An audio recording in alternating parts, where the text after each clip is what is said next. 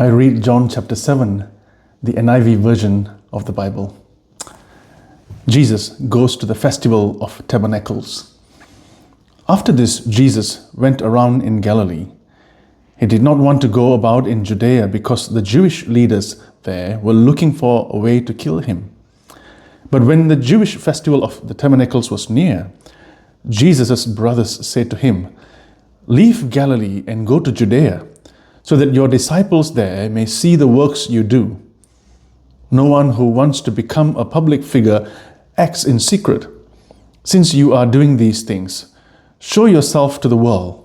For even his own brothers did not believe in him. Therefore Jesus told them, "My time is not yet here. For you, any time will do. The world cannot hate you, but it hates me because I testify that its works are evil. You go to the festival. I am not going up to this festival, because my time has not yet fully come." After he had said this, he stayed in Galilee. However, after his brothers had left for the festival, he went also, not publicly, but in secret. Now at the festival, the Jewish leaders were watching for Jesus and asking, "Where is he?" Among the crowds, there was widespread whispering about him. Some said he is a good man. Others replied, "No, he deceives the people." But no one would say anything publicly about him for fear of the leaders. Jesus teaches at the festival. Not until halfway through the festival did Jesus go up to the temple courts and begin to teach. The Jews were amazed and asked, "How did this man get such learning without having been taught?" Jesus answered, "My teaching is not my own. It comes from the one who sent me. Anyone who chooses to do the will of God will find out whether my teaching comes from God or whether I speak on my own. Whoever speaks on their own does so to gain personal glory. But he who seeks the glory of the one who sent him is a man of truth. There is nothing false about him. Has not Moses given you the law? Yet not one of you keeps the law. Why are you trying to kill me?"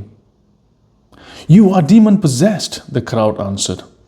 "Who is trying to kill you?" Jesus said to them, "I did one miracle and you are all amazed. Yet because Moses gave you circumcision, though actually it did not come from Moses, but from the patriarchs, you circumcise a boy on the Sabbath. Now if a boy can be circumcised on the Sabbath, so that the law of Moses may not be broken, why are you angry with me for healing a man's whole body on the Sabbath? Stop judging by mere appearances, but instead judge correctly." Division over who Jesus is. Verse 25. At that point, some of the people of Jerusalem began to ask, "Isn't this the man they are trying to kill? Here he is speaking publicly, and they are not saying a word to him. Have the authorities really concluded that he is the Messiah? But we know where this man is from. When the Messiah comes, no one will know where he is from." Then Jesus, still teaching in the temple courts, cried out, "Yes, you know me, and you know where I am from. I am not here on my own authority, but he who sent me is true. You do not know him, but I know him because I am from him, and he sent me." At this, they tried to seize him, but no one laid a hand on him, because his hour had not yet come. Still many in the crowd believed in him. They said, "When the Messiah comes, will he perform more signs than this man?" The Pharisees heard the crowd whispering such things about him. Then the chief priests and the Pharisees sent temple guards to arrest him. Jesus said, "I am with you for only a short time. Then I am going to the one who sent me. You will look for me, but you will not find me. And where I am, you cannot come." The Jews said to one another, "Where does this man intend to go that we cannot find him? Will he go where our people live scattered among the Greeks and teach the Greeks? What did he mean when he said, "You will look for me, but you will not find me, and where I am you cannot come"? On the last and greatest day of the festival, Jesus stood and said in a loud voice, "Let anyone who is thirsty come to me and drink.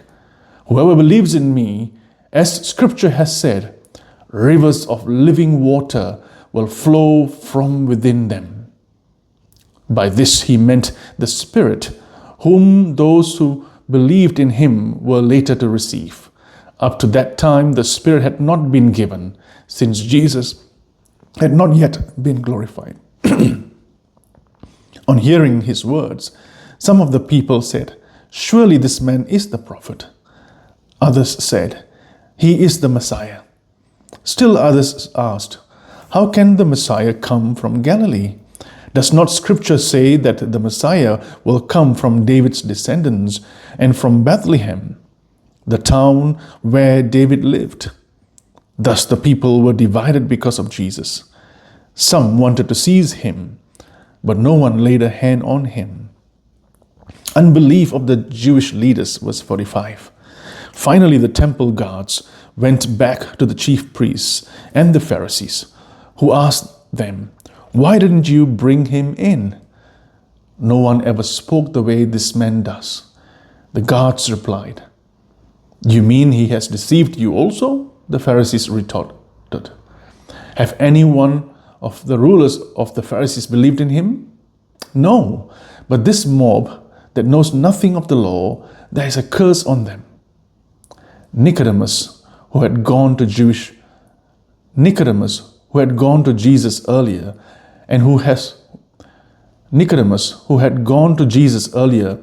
was one of their own number, asked, "Does our law condemn a man without first hearing him to find out what he has been doing?"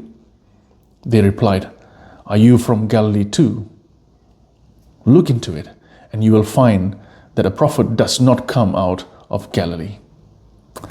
This is the word of the Lord.